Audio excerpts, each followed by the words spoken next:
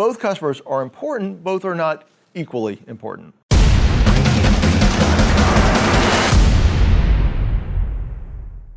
Sometimes in keynotes or training, depending on the audience and how I've customized the presentation, I'll deliver the following line.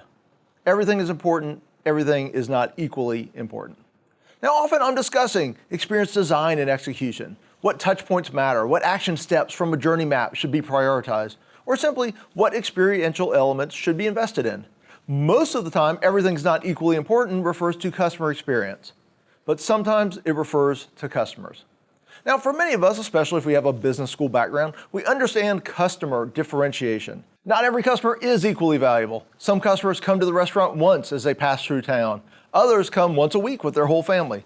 Both customers are important, both are not equally important. And that's just business. In more intimate presentations, like a training, where there's more time for participant interaction, I tend to get 1 to 3 responses when I mention that every customer is not equally important. The first is, well, duh, obviously, as if, why am I saying it at all? Now, the next reaction is usually some sort of neutral expression or comment, usually along the lines of, well, that makes sense, and they sort of wait to hear what larger point that comment is setting up. However, it's the third set of reactions that is most interesting, because they're the ones that come from the heart, not the head. And those reactions can be roughly classified as, how can you say customers aren't important? Now, I usually point out the first part of the phrase actually says they are. And as I dig deeper, what I find that they mean is, are you saying that we should give certain customers a substandard experience? Now, if you're in customer service or experience, you likely care about customers. I certainly hope so.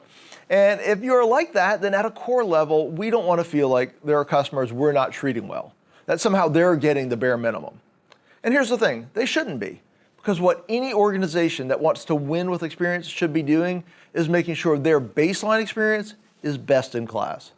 The fundamental issue is not that you treat your bronze customers, your silver customers, your gold customers, so to speak, better than your regular customers. The heart of the issue is simple. How good is your baseline experience to begin with? What is the foundational customer experience that every customer experience is built upon? You see, is your baseline best in class is more than just an idea, it's a guiding principle for strategic execution. So one of the obvious examples of this principle at work is airlines, only because comparing air travel is one of the most best apples to apples comparisons you can do in any industry. There are a limited number of plane manufacturers, constraining regulations of all kinds, and just simply not that many options for differentiation in the core product, which is basically a seat in the air and baggage that arrives with the person in the right place and hopefully at the right time. Now, the funny thing is when we talk about air travel, people understand the idea of classes, of customer differentiation. In air travel, the idea of differentiated service and differentiated customers has been ingrained over almost 70 years since the International Air Transport Association approved different fare classes in 1952. But what about a restaurant, a department store, an insurance agency? All of those businesses have customers that are more valuable than others. But the idea simply hasn't been ingrained into our minds for decades, like airlines have done with different fare classes and seats and, of course, frequent flyer status. Now, from a strategic standpoint, the exercise is never about the more important customers. The exercise begins with a fundamental, almost existential question. What is the core experience that every customer gets? And how do we make sure that is the best in industry experience? Put another way, what is our baseline experience and how much better than the competition can we make it? Now, to stick with that airline example for a moment, can we make our economy class as good as someone else's premium economy? Now, if we can't do it with the seat configuration, where we're concerned with packing as many head of human cattle in the car as possible, can we do it with every other aspect of the experience?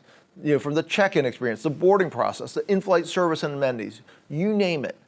Benchmarking your baseline against your competitors' tiered offerings is a great way to approach experience design. Now, of course, just like the airplane seats, there will be constraints, both financial and operational, in doing so. And it may never be possible to make your baseline experience as good as someone else's elevated experience.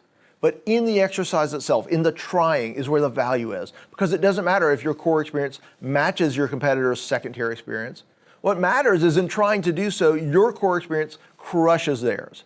What matters is that when you establish your core experience, your baseline, and the service standards that go with it, it is the best in your industry. Customer differentiation is okay. In fact, differentiating experiences based on customer lifetime value is a smart business strategy that should be at the heart of most customer experience programs.